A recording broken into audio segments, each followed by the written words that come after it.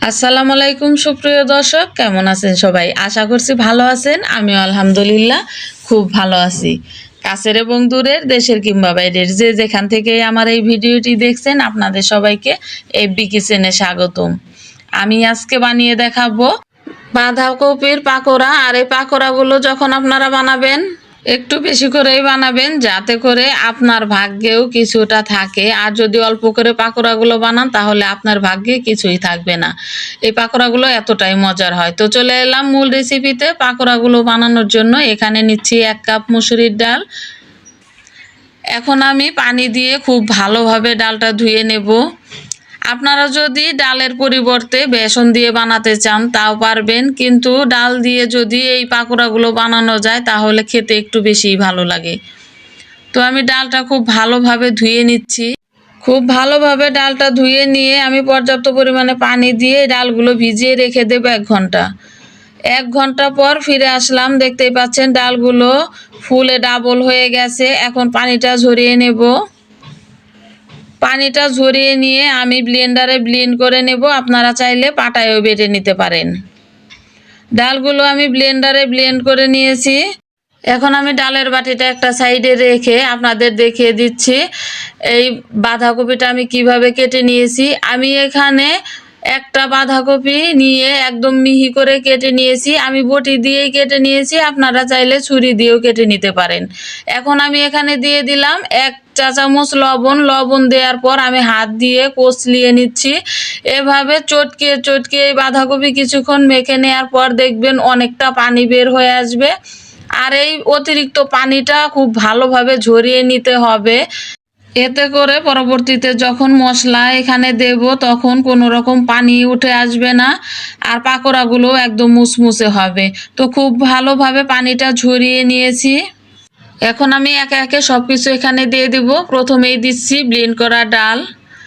ডালটা দেওয়ার পর আমি এখানে দিয়ে দেব 1/3 কাপ চালের গুঁড়া। এখানে চালের গুঁড়াটা দিলে পাকোড়াগুলো অনেক মুচমুচে হয় আর অনেকক্ষণ জুড়েই এই পাকোড়াগুলো মুচমুচে থাকে। এখন আমি এখানে দিয়ে দিচ্ছি 1 কাপ পেঁয়াজ কুচি। দিচ্ছি 1 টেবিল চামচ রসুন বাটা।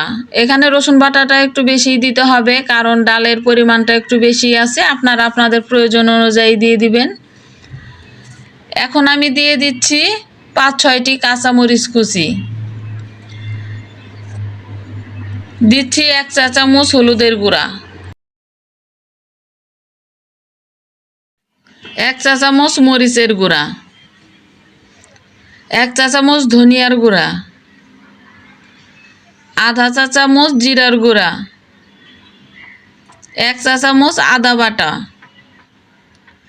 দিয়ে দিচ্ছি স্বাদ অনুযায়ী লবণ। লবণ আর ঝালটা আপনারা আপনাদের পছন্দ মতো এখানে দিয়ে দিবেন। আর দিচ্ছি 1/3 কাপ ধনেপাতা কুচি। এই ধনেপাতাটা দিলে পাকোড়ার টেস্টটাই অন্যরকম হয়, খেতেও অনেক ভালো লাগে। এবার এই সব কিছু আমি হাত দিয়ে মেখে নিচ্ছি। এবার আমি গোল গোল শেপ দিয়ে নিয়ে পাকোড়াগুলো বানিয়ে নেব। আশা করছি আমার এই রেসিপিটা আপনাদের ভালো লাগবে। যদি রেসিপিটা ভালো লাগে তাহলে প্লিজ লাইক, কমেন্ট এবং ফ্যামিলি ফ্রেন্ডসদের সাথে শেয়ার করে দেবেন। আর আমার চ্যানেলে যদি নতুন হয়ে থাকেন প্লিজ আমার চ্যানেলটিকে সাবস্ক্রাইব করে আমাকে সাপোর্ট করবেন। দেখে নিশ্চয়ই বুঝতে পারছেন আমি কিভাবে পাকোড়াগুলো বানাবো। তো পাকোড়াগুলো ভাজার জন্য এখানে একটা প্যানে দিয়ে দিচ্ছি পর্যাপ্ত পরিমাণে তেল। তেলটা আপনাদের প্রয়োজন মতো দিয়ে দিবেন। তেলটা যখনই গরম হয়ে আসবে তখন আমি একে একে এখানে পাকোড়াগুলো দিয়ে দিচ্ছি। আর এই পাকোড়াগুলো ভাজার সময় কিন্তু চুলাটাকে মিডিয়াম হিটে রাখতে হবে। একদম হাই হিটে রেখে পাকোড়াগুলো ভাজতে গেলে দেখা যাবে অল্প সময়ে কালার চলে আসবে আর ভেতরে কাঁচা থেকে যাবে, তখন পাকোড়াগুলো খেতে ভালো লাগবে না। তো বেশ কিছুক্ষণ আমি পাকোড়াগুলো ভেজে নিয়েছি। এখন একটু উল্টিয়ে দিচ্ছি। দেখতেই পাচ্ছেন পাকোড়াগুলো একটা সাইডে কালার চলে আসছে। এখন আমি উল্টিয়ে পাল্টিয়ে এই পাকোড়াগুলো ভেজে নেব। আপনারা ভিডিওটি টেনে টেনে দেখবেন না, সম্পূর্ণ ভিডিওটি দেখবেন, তাহলে আপনারা এরকম দুর্দান্ত স্বাদের পাকোড়া নিজেরাই বানাতে পারবেন। আর এই পাকোড়াগুলো আপনারা যাকেই বানিয়ে খাওয়াবেন দেখবেন সেই আপনার ফ্যান হয়ে যাবে। এই পাকোড়াগুলো আসলেও কিন্তু অনেক মজার হয় খেতে। পাকোড়াগুলো আমি এপিট ওপিট করে ভেজে নিয়েছি, দেখতেই পাচ্ছেন খুব সুন্দর একটা কালার চলে আসছে। এখন আমি পাকোড়াগুলো উঠিয়ে নেব। আপনারা বাসায় একবার হলেও এই পাকোড়াগুলো বানাবেন, আর বাসায় বানানোর পর আমাকে কমেন্ট করতে ভুলবেন না, আমাকে কমেন্ট করবেন। তো সবগুলো পাকোড়া আমি এভাবেই বানিয়ে নেব। তো এতক্ষণ আপনারা যারা আমার এই ভিডিওটি দেখেছেন আপনাদের সবাইকে অসংখ্য ধন্যবাদ। সবাই খুব ভালো থাকবেন আর আমার জন্য দোয়া করবেন। আজকের মতো এখানেই বিদায় নিচ্ছি। আল্লাহ হাফেজ।